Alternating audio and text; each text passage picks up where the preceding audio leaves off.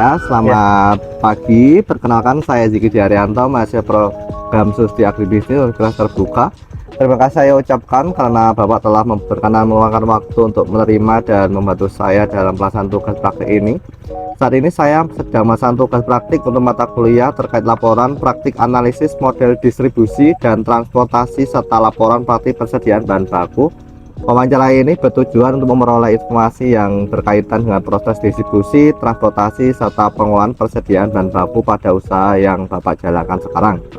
Seluruh informasi yang diberikan akan saya gunakan semata-mata untuk kepentingan akademi. Sebelum memasuki pertanyaan inti, izinkan saya terlebih dahulu mencatat beberapa data responden. Kalau boleh tahu, saya atas nama Bapak siapa sekarang? Saya Ahmad Rafiq Ashari, di sini sebagai pemilik kebun melon Milarian Farm. Ya, sekarang Bapak usia berapa? Usia 38. Lalu untuk pendidikan terakhir? Pendidikan terakhirnya D3 Elektronika Instrumen. Dan yang terakhir, sudah berapa lama Bapak menjalankan usaha hari ini? Usaha Milarian Farm ini berjalan sudah 3 tahun ini. Bisa diceritakan bagaimana alur usaha Bapak mulai dari memperoleh bahan baku, proses produksi hingga produk ke pelanggan? Kalau untuk proses bahan baku, pertama itu mungkin kita ambil benihnya dulu ya. Nah, benih kita ngambil dari distributor atau dari importir karena kita memang fokusnya ke melon premium, melon impor, sehingga mayoritas benih kita dari impor. Pengambilannya itu kita kan ada beberapa varietas, ada lavender, blues, honey globe, kirani, kemudian golden aroma, dan satu lagi akira. Nah, untuk honey globe dan golden aroma kita ngambil dari KYS Noyosit, kantornya ada di Magelang. Kemudian kalau untuk lavender dan blues kita ngambil dari Surabaya, importirnya Ravio Farm. Kemudian ada lagi kirani, itu kirani dan akira itu ngambilnya di Tunas Agro. Nah, bagaimana cara Bapak memilih pemasok dalam mengelola persediaan bahan baku agar selalu tersedia sesuai kebutuhan, dan apakah kendala yang sering dihadapi? Karena kita memang udah cukup lama ya bermitra dengan mereka, ngambil barang-barang mereka, sehingga untuk suplai benih, alhamdulillah sampai sekarang tidak ada kendala gitu. Jadi kita selalu booking duluan, 1 bulan atau 2 bulan sebelum kita tanam, kita udah booking, sehingga hampir tidak pernah mengalami keterlambatan atau kelangkaan benih. Oke, selanjutnya bagaimana proses pendistribusian produk kepada pelanggan, dan bagaimana cara memastikan produk selalu tersedia di pasar? Kalau untuk pendistribusian, karena kan ini untuk wisata petik ya, jadi kita hanya menginformasikan melalui sosial media, entah itu WhatsApp, update status di WhatsApp maksudnya, kemudian bikin di Instagram, TikTok, update event di Google Maps.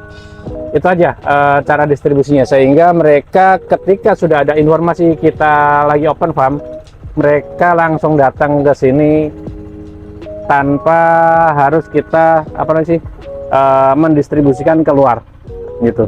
Jadi mereka datang ke sini untuk wisata petik. Berarti ada komunikasi terlebih dahulu kan sebelum datang ke sini? Ya, mayoritas menggunakan WhatsApp komunikasinya.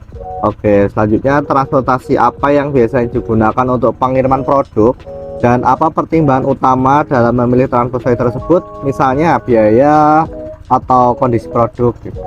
Untuk pengiriman itu mungkin berlaku untuk barang-barang yang kita kirim keluar kota ya, untuk customer kita yang di luar kota, misalnya Jakarta, Bandung, Tangerang, Bekasi, dan semacamnya.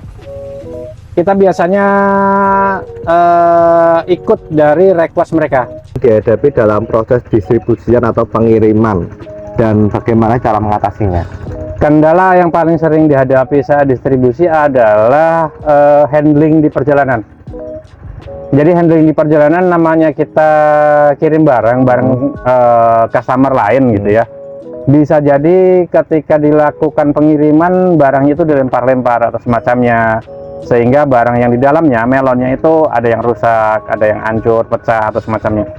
Nah, Untuk mengantisipasi kendala itu, biasanya kita lakukan pengemasan lebih ketat lagi dengan menggunakan ganjal bubble foil, styrofoam atau semacamnya, dengan harapan bisa meminimalisir guncangan. Itu aja. Oke, nah apakah Bapak menggunakan teknologi atau sistem tertentu untuk membantu mengatur stok, distribusi atau pengiriman produk? Kita belum pernah menggunakan karena pengirimannya skala kecil ya. Jadi kita belum pernah menggunakan teknologi. Ini Kalau evaluasi distribusi dan transportasi, mungkin kita secara manual ya, kita cek, pantau berkala barang itu, misalnya idealnya biasanya dari sini ke Jakarta 2 hari 3 hari. Kalau misalnya ternyata belum sampai, kita akan telepon si agennya, mungkin seperti itu.